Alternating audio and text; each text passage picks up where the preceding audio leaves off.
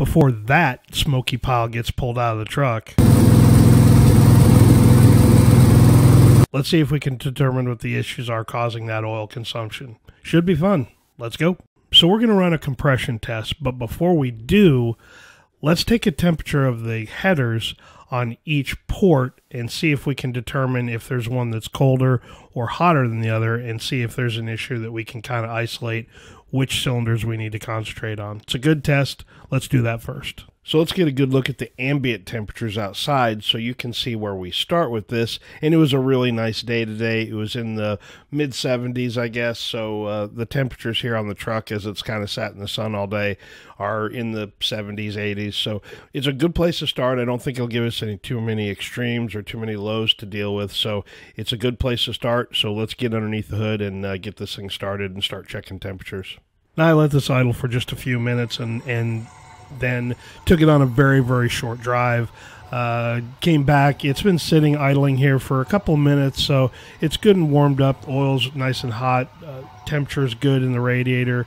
And also, too, something kind of important here is I'm taking the measurement on the header tube at approximately the same distance for each one. And the reason why that's so important is the closer you get, sometimes it's warmer. The further away you go, sometimes it's a little bit cooler. So you have to be a little bit careful. As long as you're mostly consistent, you're not going to have really wild 100, 200 degree temperature swings if you're, 5-6 inches out, but it does make a difference. So it is good to kind of get a good visual. Now, driver's side seems to be okay. Passenger side, however, we do have two cylinders that are fairly cooler than the others. The front one and the back one. So I don't know, is that an issue? Is that number 2 and number 8 cylinder? I don't know. It's something to check on. So I think what we're going to do is, instead of doing the whole truck, I'm just going to test those two cylinders, number 2 and number 8. Let's see what they look like. Now, since we're going to be cranking this over to do this compression test, I am going to disconnect the power from the distributor. We don't want the thing firing up, so we'll just unconnect the power from it, and that way it's not going to fire up on us. Now, there's a couple reasons why those two pipes could be running cooler. One of them is too rich condition, and I could see that, but I think I would probably see more of that throughout the engine, and there was some variances in it, but that could have also been me. Could have also been a little bit of something else within the cylinder, but I don't think it's running too rich, and I think the plugs are going to tell me that. We'll find out as we start pulling them. I think the more likely story is that one or more of these is a little fouled and is probably not firing well. So I believe we're getting good power down to each cylinder. I don't think that's an issue. I don't have plug wires crossed anywhere. It idle starts, drives fairly well once it gets up to operating temperature and all the smoke is burned off in the back. But I think we're probably going to find that is we've got some fouled plugs, and I think that could be the bigger reason why we've got those two cooler cylinders. Let's find out. Now, there's probably hundreds of videos on YouTube on how to do a test. I'm not going to go into all the fine details, but you want to keep the engine as warm as possible, as hot as possible. That way it doesn't skew the results of the test too bad. So we're going to be fairly warm here. I'm going to take number 2 out first, and then if I need to, I will refire the engine back up and warm it back up again to get to number 8. But we'll start on number 2 and get this one tested first. Now, here's our first indication of something really wrong with this number 2 cylinder. I just put plugs in this, well, probably 500 to 600 miles ago. It is coated with oil. It is very fouled. It doesn't smell like fuel too bad, but it is certainly oil fouled, and I'm assuming that number 2 is probably one of the leading cylinders that's causing an issue. So it's an indication of what's going on already. Now we'll get the compression tester hooked up to this cylinder. Unfortunately, my bump starter that I've had for quite a few years, it looks like it's died on me, so we're just going to have to bump this with the key in the ignition and get it to rotate over to get the compression out of it. So once we get this hooked up, we'll throw the gauge here on the fender, and then I'll jump in the driver's hole, and we'll spin her over and see what kind of compression we got. Now, I ran this a couple of different times, about 3 different times, where I would bump the compression with the starter and see where we're at. 2 of those showed at 120. The middle one, I only could get to 90. So it's a little bit of a variant there in the readings, but I'm going to guess that this is probably about that 115, 16, a little less than 120. So I'm going to assume that that is where is a little bit more accurate with it. So we'll just have to kind of play it from here. But actually, I ran this probably 5 or 6 times once I got that really odd reading. But again, I don't think it was here, there, or there. I just think it just happened to be an odd one. So anyway, we're going to call this a little less than 120, which is not optimal. So it is losing some compression somewhere. Now, one test that I am not going to run today because I don't have time to do it, and that is a leak down test. I have the tool, I just don't have the time to do it today, but I have a feeling that those 2 cylinders, we will probably see some sort of leak down in it. More than likely, it's probably going to push past the rings, but it could be coming up through the valves as well, and you just... The leak down test would give us a little bit better indication, and I think it's going to be more of a ring problem, just given the miles that I think are on the short block of this anyway. And you can hear that coming out through either the valve cover or possibly the dipstick tube, somewhere in there, as the pressure blasts through past the rings and into the crankcase. So it's just a guess, but I wish I had time to do it, but don't have time this time. But maybe when the new engine goes together, I'll for sure always run a leak down just to verify it. But anyway, it's just a test that I should run, but I'm not. Now we'll get this disconnected from the engine, and one little telltale sign is to see if there happens to be anything that's on the end of the probe that goes into the spark plug hole.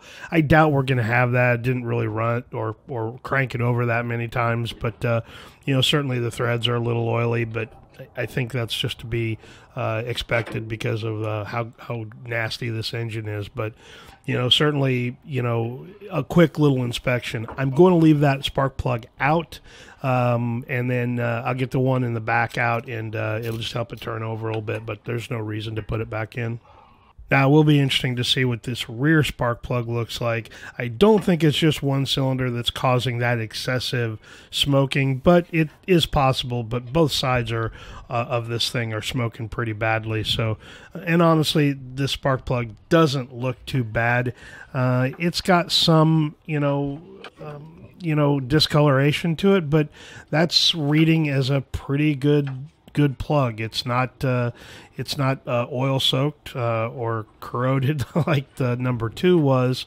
So I mean, this one's running fairly well. It's not running too lean or too rich. Those are conditions certainly we want to look at here when we're trying to determine the reason for the colder temperatures on these 2 cylinders. So all in all, this one doesn't look too bad. I'm happy with the way it looks. And then when you compare both these side by side, it's pretty easy to tell that number 2 cylinder is awful. But yeah, number 8, I'm not for the amount of miles that are on this thing, it doesn't look too bad. It's not perfect, but it's a nice tan color. It's kind of what I expected to see. And for an engine that's as old as this one, and, really this isn't the proper way to read plugs, but it is a good way of telling the health of the engine when you've got a lot of oil or deposits or garbage on it. In this case, number 8, it looks pretty good. Number 2, well, we may have found out which cylinder is causing the most problems. So anyway, it's a good little visual here. It's a very limited amount of miles on it, but enough, obviously, that made this look pretty terrible. So anyway, it's a good little indication of the health of the engine here. Now we'll get the compression tester hooked up on number 8. And just one real quickly on this tool. This is a very inexpensive tool that I got from Harbor Freight. I'll leave a link to it down below. You don't need to spend a whole lot of money on these. Between the compression tester and the leak down tester, it's been several years since I bought these, but I'm going to guess I've probably got $125 in them. So they're not bad, but you don't have to spend a ton of money on these as long as they're in good working order and they consistently give you the same amount of reading on it. Then, even if it's 30 pounds off. As long as it's consistently reading, that poundage that you're looking for out of each cylinder, then it's good enough. You're just looking to determine the health of what's going on here. And as long as you kind of know that going in, should be good to go. So we're a little light on the rear as well, so it doesn't surprise me. I think the leak down test on the number 8 cylinder would give me a better indication of what's going on back there, but again, I just don't have time to do it, so we're just going to let it roll. But yeah, that's kind of the what I expected anyway, although that spark plug on the rear on number 8 there didn't look too bad, but certainly there's a reason why that the pounds are down a little bit. So anyway, I think we got everything we needed to know out of this test today, and we'll kind of wrap the whole thing up. So what did we learn today? Well, we learned that number 2 and number 8 were a little colder, so we knew there was an issue anyway, but that was a good way to kind of isolate it. I probably should do a couple more of these just to kind of verify it. Driver's side had one that was a little cooler than it should be as well, but for the most part, that kind of gives you an indication. That number 2 cylinder is obviously got some very, very bad issues with all of the oil that was on it, and again, like I said, these plugs had less than 1,000 miles on it. I can't remember exactly how many is on it, but yeah, so it's between the compression test, just a visual on those spark plugs, it really kind of gave me a good idea. And before I tear this engine down, it just for my personal education, understanding what happened with it, so I can, have this kind of carry that knowledge in the back of my head when this comes up in the future. I can kind of know where to go with it. So anyway, I hope you got something out of it. If you did, give me a like. If you haven't subscribed yet, I always appreciate that as well. And we will catch you guys on the next video. Please leave your any comments down below. I'd be happy to answer them. We'll see you guys later.